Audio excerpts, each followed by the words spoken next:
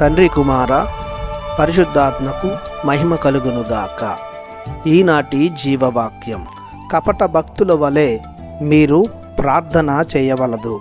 మత్తయి శుభవార్త 6వ అధ్యాయము 5వ వచనము. ప్రియ సహోదరి సహోదరులారా, దేవునిచే మిక్కిలిగా ప్రేమించబడుతున్న దైవజనులారా, ప్రార్థన అత్యంత శక్తివంతమైనది. దేవునితో సంభాషిస్తూ దైవానుగ్రహాలు మరియు మన ఉద్దేశాలను ప్రభుచిత్త ప్రకారం పొందుకునే గొప్ప ఆయుధం ప్రార్థన. విశ్వాసంతో, నిర్మల మనసులతో, హృదయ శుద్ధితో చేసే ప్రార్థనలు తప్పక ఫలిస్తాయి. చాలామంది నిత్యము ప్రార్థిస్తుంటారు, ప్రార్థనలో గట్టిగా శబ్దం చేస్తుంటారు, ప్రార్థనలు గంటల తరబడి చేస్తుంటారు, చాలా నైపుణ్యంగా శక్తివంతమైన పదాలు వాడి ప్రార్థనలు చేస్తుంటారు. అయినప్పటికీ వారి ప్రార్థనలు వారికి సంతృప్తిని ఇవ్వడం లేదు.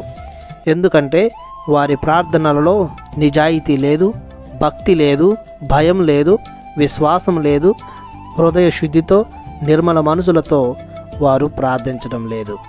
స్వార్థం, కపటం, అసూయ తప్ప, వారి యొక్క గొప్పతనాన్ని చూపించుకోవాలన్నటువంటి తత్వం తప్ప వారి ప్రార్థనలో మంచి అనేది లేదు.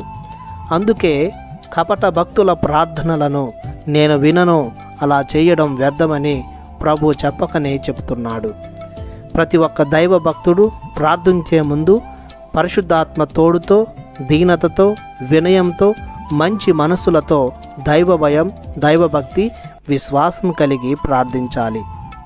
పరిశుద్ధ గ్రంథంలో శతాధిపతి తన సేవకుని కోసం వినయంగా చేసిన ప్రార్థన ప్రభుని మెప్పించింది. కుష్ఠరోగి ఒకడు, నీకిష్టమైతే నన్ను స్వస్థపరచుము అని నమ్మకంతో ప్రార్థించగా వాడు స్వస్థత పొందుకున్నాడు.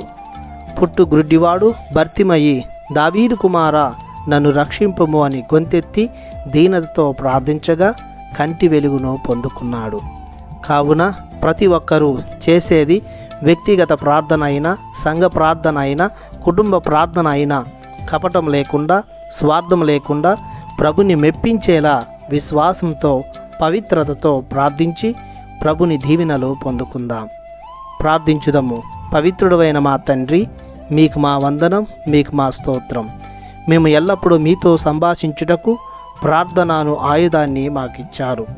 ప్రార్థనలో కపటం, స్వార్థం, అపవిత్రత లేకుండా నీతిగా, శుద్ధిగా, నిర్మలముగా ప్రార్థించి మీ అనుగ్రహాలను పొందుకునే శక్తిని దయచేయమని యేసయ్య పరిశుద్ధ నామములో బ్రతిమాలే ప్రార్థిస్తున్నాము తండ్రి.